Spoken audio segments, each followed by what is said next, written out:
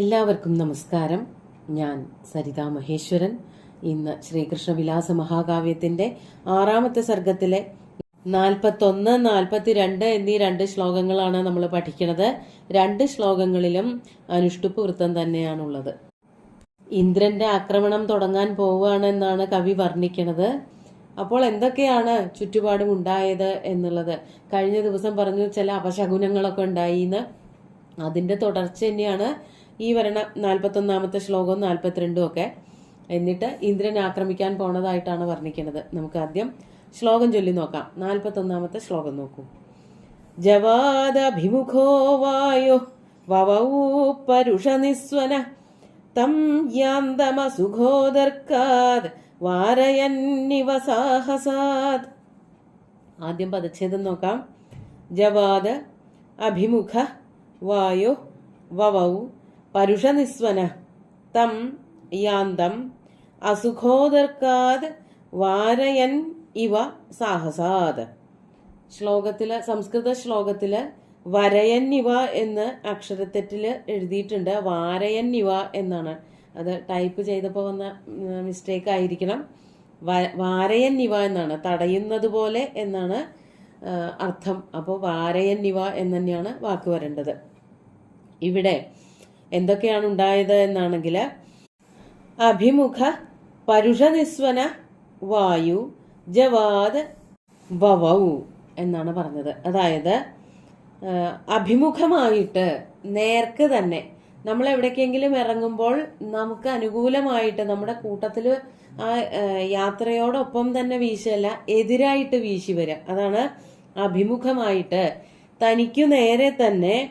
പരുഷനിസ്വനം എന്ന് പറഞ്ഞാല് ഭയങ്കര ശബ്ദത്തോട് കൂടിയിട്ട് പരുഷമായിട്ടുള്ള ശബ്ദം പുറപ്പെടുവിച്ചുകൊണ്ട്, വായു കാറ്റ്, ജവാദ് വവൗ വളരെ വേഗത്തിൽ വീശിക്കൊണ്ടിരുന്നു. ഇന്ദ്രൻ ആനപ്പുറത്ത് കയറിയിട്ട് ശ്രീകൃഷ്ണനെ ആക്രമിക്കാൻ വേണ്ടി പോകുമ്പോൾ കാറ്റ് അനുകൂലമായിട്ടല്ല വീശിയത്, പ്രതികൂലമായിട്ടായിരുന്നു വീശിയത്. അതുകൊണ്ട് മുഖത്തേക്ക് വളരെ ശക്തമായിട്ട് വന്നടിക്കണ കാറ്റ് വല്ലാത്തൊരു ശബ്ദവും ഉണ്ടായിരുന്നു. അതൊട്ടും നല്ലൊരു നിമിത്തമല്ല, നല്ലൊരു ശകുനമല്ല എന്നാണ് പറയണത്. കാറ്റ് അനുകൂലമായിട്ടാണ് വീശേണ്ടത്. മന്ദം മന്ദം നുദതി പവനശ്ചാനുകൂലോ യഥാത്വാം എന്ന് മേഘസന്ദേശത്തിൽ പറയുമ്പോൾ അതും ഒരു ശുഭശകുനമായിട്ട്, അതുപോലെ തന്നെ വാമശ്ചായം നദതി മധുരം ചാതകസ്തേ സഗന്ധ എന്ന് പറയുമ്പോൾ രണ്ടും നല്ല ശകുനങ്ങളായിട്ട് പറയുന്നുണ്ട്. മേഘത്തിനോട് യക്ഷൻ പറയാണ്, പതുക്കെ പതുക്കെ പുറപ്പെട്ടോളൂ, നിന്നെ മേഘമേ നീ പുറപ്പെട്ടോളൂ, നിന്നെ പതുക്കെ പതുക്കെ തള്ളുന്നുണ്ട് പുറകിൽ നിന്ന്. അതായത് അനുകൂലമായിട്ട് വീശിക്കൊണ്ടിരിക്കുന്നുണ്ട് കാറ്റ്. ഒന്നാമത്തെ നല്ല ലക്ഷണം. 2, ഇടത്തുവശത്തിരുന്നു കൊണ്ട് ഒരു പക്ഷി, വേഴാമ്പല്, അതിരുന്ന് കരയുന്നുണ്ട്. പക്ഷികളുടെ ശബ്ദം കേൾക്കണതും ശുഭശകുനമായിട്ടാണ് പറയണത്. ഇവിടെ ഇന്ദ്രൻ യാത്ര പുറപ്പെട്ടപ്പോൾ തന്നെ അഭിമുഖമായി വീശിയ കാറ്റ് ഇന്ദ്രന് അപശകുനമായിരുന്നു. പക്ഷെ ഇന്ദ്രൻ അത് മനസ്സിലായില്ല. അതാണ് അഭിമുഖമായിട്ടുള്ള വായു. മാത്രമല്ല വെറുതെ വീശം കൂടിയല്ല, കടുത്ത ശബ്ദവും ഉണ്ടായിരുന്നു. അങ്ങനെ കാറ്റ് വീശി.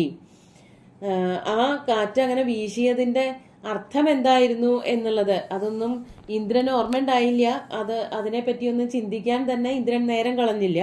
പക്ഷെ കവി പറയാണ്, യാന്തം തം അസുഖോദർക്കാത് സാഹസാത് വാരയൻ ഇവ. യാന്തം തം അതായത് ഭഗവാന്റെ, ശ്രീകൃഷ്ണന്റെ ആ ഗോകുലത്തിലേക്ക്, ഭഗവാൻ എവിടെയാണോ താമസിക്കുന്നത് അവിടേക്ക് പോകുന്ന ആ ഇന്ദ്രനെ, യാന്തം തം ഇന്ദ്രം, പുറപ്പെട്ട് പോയിക്കൊണ്ടിരിക്കുന്ന ഇന്ദ്രനെ തടയാനെന്ന പോലെയായിരുന്നു കാറ്റ് വീശിയത്. എന്തിനാ തടയണതെന്നാണെങ്കിൽ വരാൻ പോണത് അത്ര നല്ല കാര്യമൊന്നുമല്ല എന്ന് കാണിച്ചു കൊടുത്തുകൊണ്ട്. അതാണ് അസുഖോദർക്കാതെ വാരയന്നിവ. അസുഖമായിട്ടുള്ള എന്ന് പറഞ്ഞാല് വരാൻ പോണത് നല്ല വാർത്തയൊന്നുമല്ല, ദുഃഖപൂർണമായിട്ടുള്ള അല്ലെങ്കിൽ തോൽവി പിണയാൻ പോകുന്ന ഒരു വാർത്തയാണ് ഉണ്ടാകാൻ പോകുന്നത് എന്നതിന്റെ ഉദർക്കം സൂചകം, വരാൻ പോകുന്നതിനെ സൂചിപ്പിക്കുന്നതായ അങ്ങനെയുള്ള ഒരു നിമിത്തമായിട്ടായിരുന്നു ആ കാറ്റ് വീശിയത്. അസുഖോദർക്കാത് സാഹസാത്, അസുഖപര്യവസായി, ചീത്ത ഒരു ഫലത്തിലാണ് പോയി അവസാനിക്കാൻ പോണത് ഈ ചാടിപ്പുറപ്പാട് കൊണ്ട് എന്ന് കാണിക്കാൻ വേണ്ടിയിട്ട്. അതാണ് സാഹസാത്. സഹസാകൃതം സാഹസം, പെട്ടെന്ന് എടുത്തു ചാടി ചെയ്യണ പ്രവൃത്തിയാണ് സാഹസം എന്ന് പറയാം. ഇന്ദ്രന് കൃഷ്ണൻ യാഗം ചെയ്തില്ല എന്ന് വന്നപ്പോൾ കൃഷ്ണനെ ആക്രമിക്കാൻ വേണ്ടിയിട്ട് എടുത്തു ചാടി പുറപ്പെട്ടു. ആ എടുത്തുചാട്ടത്തിനെയാണ് സാഹസം എന്നിവിടെ കവി വർണ്ണിച്ചത്. ആ സാഹസത്തിൽ നിന്ന് വാരയൻ ഇവ, തടയുകയാണോ എന്ന് തോന്നും വണ്ണം. അത് ഉത്പ്രേക്ഷാലങ്കാരാണ്. യഥാർത്ഥത്തിൽ കാറ്റ് വീശിയത് അതിനൊന്നും ആവില്ല. പക്ഷെ അഭിമുഖമായിട്ട് വീശുന്ന കാറ്റ്, അനുകൂലമായിട്ട് വീശുന്ന കാറ്റിന്റെ പോലെ സുഖകരമല്ല, നല്ല നിമിത്തമല്ല. മാത്രമല്ല, ഉണ്ടാകാൻ പോകുന്ന ഒരു ചീത്ത ഫലത്തിനെ കാണിച്ചു തരുകയും കൂടിയാണ് കാറ്റ് ചെയ്തത്. അതുകൊണ്ടാണ് സാഹസാദ വാരയന്നിവ, അഭിമുഖ വായു വവൗ, അഭിമുഖമായിട്ട് ആ കാറ്റ് വീശി എന്നർത്ഥം. അത് പതുക്കെയൊന്നുമല്ല, ജവാദ് വവൗ, വളരെ ശക്തമായിട്ട് വീശുകയാണ് ഉണ്ടായത്. അതിന്റെ ഫലം എന്താണ് എന്നുള്ളത് ഇന്ദ്രൻ ആലോചിച്ചത് പോലുമില്ല. അതാണ് 42-ാമത്തെ ശ്ലോകത്തിൽ പറയണത്. നമുക്ക് ശ്ലോകം ചൊല്ലി നോക്കാം.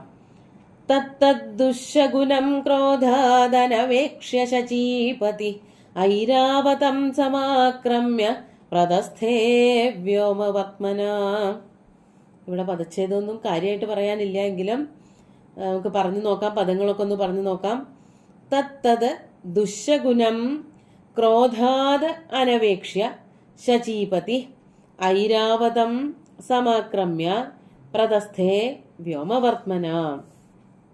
ശചീപതി, ശചി എന്ന് പറഞ്ഞാൽ ഇന്ദ്രാണിയാണ്, ശചീപതി എന്ന് പറഞ്ഞാൽ ഇന്ദ്രൻ, വീണ്ടും ഇന്ദ്രൻ എന്ന് തന്നെ. ആ ഇന്ദ്രനാകട്ടെ, ശചീപതി ഇന്ദ്ര, ക്രോധാത് ദേഷ്യം വന്നതുകൊണ്ട്, കഠിനമായിട്ടുള്ള ദേഷ്യമാണ് വന്നിരിക്കുന്നത്. കൃഷ്ണനെ എങ്ങനെയെങ്കിലും തകർക്കണം, ഗോകുലം എങ്ങനെയെങ്കിലും ഇല്ലായ്മ ചെയ്യണം എന്നൊക്കെ വിചാരിച്ചുകൊണ്ട് പുറപ്പെട്ട, അങ്ങനെ ദേഷ്യത്തോടു കൂടി പുറപ്പെട്ട ആ ശചീപതി, ക്രോധാത് ദേഷ്യം കാരണമായിട്ട്, തത് ദുശഗുണം, തത് എന്ന് പറഞ്ഞാൽ ഓരോ അടി വെക്കുമ്പോഴും ഓരോ ദുശഗുണങ്ങൾ കണ്ടുകൊണ്ടിരുന്നു. കയ്യിൽ നിന്ന് തോട്ടി വീണുപോയി, അതുപോലെ തന്നെ അഭിമുഖമായിട്ട് കാറ്റു വീശി, അതൊക്കെ ഓരോ ദുശഗുണങ്ങളാണ്. പക്ഷെ അതൊന്നും കാണാനുള്ള ഒരു ബുദ്ധി അപ്പോൾ ഇന്ദ്രനുണ്ടായിരുന്നില്ല. അതാണ് തത് എന്ന് പറഞ്ഞാൽ ഓരോ കാൽവെപ്പിലും വന്നതായിട്ടുള്ള ദുശഗുണങ്ങളെ, തദ്ദുശഗുണം അനവേക്ഷ്യ, ആ ദുർനിമിത്തങ്ങളെ മുഴുവനും അനാദൃത്യ, ഒട്ടും ശ്രദ്ധിക്കാതെ അതിനെയൊക്കെ അവജ്ഞയോടുകൂടി മാറ്റിക്കളഞ്ഞിട്ട്, അതൊന്നും ഇതിനെ ബാധിക്കുന്നതാണ് എന്നൊന്നും ഇന്ദ്രൻ വിചാരിക്കണമെന്നില്ല. അതാണ് ഉദ്ദേശിച്ചത്. അങ്ങനെ അതിനെ പറ്റി ഒന്നും ചിന്തിക്കാതെ തന്നെ ഐരാവതം സമാക്രമ്യ വ്യോമവർത്മന പ്രതസ്ഥേ, ഐരാവതത്തിന്റെ പുറത്ത് കയറിയിട്ട്, ഐരാവതം സമാക്രമ്യ, സമാക്രമ്യ എന്ന് വെച്ചാൽ കയറിയിട്ട്, ഐരാവതത്തിന്റെ പുറത്തേക്ക് അങ്ങോട്ട് ചാടി കയറിയിട്ട്, വ്യോമവർത്മന ആകാശമാർഗത്തിൽ കൂടെ പ്രതസ്ഥേ പുറപ്പെട്ടു. എവിടേക്കാ പുറപ്പെട്ടത്? നേരെ ഗോകുലത്തിലേക്ക്. അവിടെയാണല്ലോ ശ്രീകൃഷ്ണനും അതുപോലെ തന്നെ ഗോപ ജനങ്ങൾ മുഴുവനും ഗോപന്മാരൊക്കെ ഉള്ളത്. അവരൊക്കെ കൂടിയിട്ടാണല്ലോ തനിക്ക് വേണ്ടതായിട്ടുള്ള യാഗം മുടക്കിയിട്ട് ബ്രാഹ്മണർക്കൊക്കെ കാല് കഴിച്ചൂട്ടും അവർക്കൊക്കെ സദ്യമൊക്കെ കൊടുത്തത്. അതുപോലെ തന്നെ ആ പർവ്വതത്തിന്, ഗോവർദ്ധന പർവ്വതത്തിനും പൂജ കൊടുത്തു. എന്നിട്ടും ഇത്ര പ്രധാനിയായിട്ട്, ദേവന്മാരുടെ ഇടയിൽ ഇത്ര പ്രധാനിയായിട്ടുള്ള തന്നെ അവർക്ക് ഓർക്കാൻ പറ്റിയില്ലല്ലോ എന്നുള്ള ആ ദേഷ്യം അങ്ങോട്ട് വന്ന് വ്യാപിച്ച മനസ്സോടുകൂടിയവനായിട്ടുള്ള ഇന്ദ്രൻ ആ ദുർനിമിത്തങ്ങളെ ഒന്നും ശ്രദ്ധിക്കാതെ ഐരാവതത്തിന്റെ പുറത്ത് കയറി വളരെ വേഗത്തില് സഹസാ, ആരെയും ശ്രദ്ധിക്കാതെ, മറ്റുള്ളവരെന്താ പറയണെന്നോ എന്താ നോക്കണമെന്നോ ചിന്തിക്കണമെന്നോ ഒന്നും നോക്കാതെ നേരെ ഗോകുലത്തിലേക്ക് അങ്ങോട്ട് പുറപ്പെട്ടു എന്നർത്ഥം. നമുക്ക് ശ്ലോകങ്ങൾ ഒന്നുകൂടി ചൊല്ലി നോക്കാം. ജവാദഭിമുഖോ വായു വവൗ പരുഷ നിസ്വന തം യാന്തമസുഖോദർക്കാദ് വാരയന്നിവ സാഹസാത് തത്തദ്ദുശഗുണം ക്രോധാദനവേക്ഷ്യ ശചീപതി ഐരാവതം സമാക്രമ്യ പ്രതസ്ഥേ വ്യോമവർത്മന. സ്വർഗലോകത്തിൽ നിന്നും ആകാശമാർഗം വഴി നേരെ ഗോകുലത്തിന്റെ മുകളില് ചെന്ന് നിൽക്കാനാണ് തുനിഞ്ഞത്. ആദ്യം തന്നെ അവിടേക്ക് മേഘങ്ങളെയൊക്കെ പറഞ്ഞയച്ചിട്ടുണ്ട്. അവരെ വേണ്ടുവോളം പെയ്യിച്ചിട്ട് ഇടിമിന്നലും അതുപോലെ ഇടിവെട്ടും കൊണ്ടൊക്കെ അവരെ വല്ലാതെ പേടിപ്പിച്ച് ഗോകുലത്തിനെ തോൽപ്പിക്കുക, ശ്രീകൃഷ്ണനെ വധിക്കുക എന്നുള്ളതൊക്കെയായിരുന്നു ഇന്ദ്രന്റെ ലക്ഷ്യം. അതിനു വേണ്ടിയിട്ട് വളരെ വേഗത്തിൽ ഭൂമിയിലേക്ക് ഗോകുലത്തിലേക്ക് പുറപ്പെട്ടു എന്നാണ് കവി ഇവിടെ വർണ്ണിച്ചിരിക്കുന്നത്. ഇനി എന്തൊക്കെയാണ് ഉണ്ടാവാൻ പോണത് എന്നുള്ളത് അടുത്ത ശ്ലോകങ്ങളിൽ കാണാം. സുന്ദരമായിട്ടുള്ള 2 ശ്ലോകങ്ങളും ഭഗവാന്റെ കാൽക്കൽ അർപ്പിച്ചുകൊണ്ട് ഗുരുവായൂരപ്പനെ സാഷ്ടാംഗം നമസ്കരിച്ചുകൊണ്ട് എല്ലാവർക്കും ശുഭദിനം നേർന്നു നിർത്തട്ടെ. നന്ദി.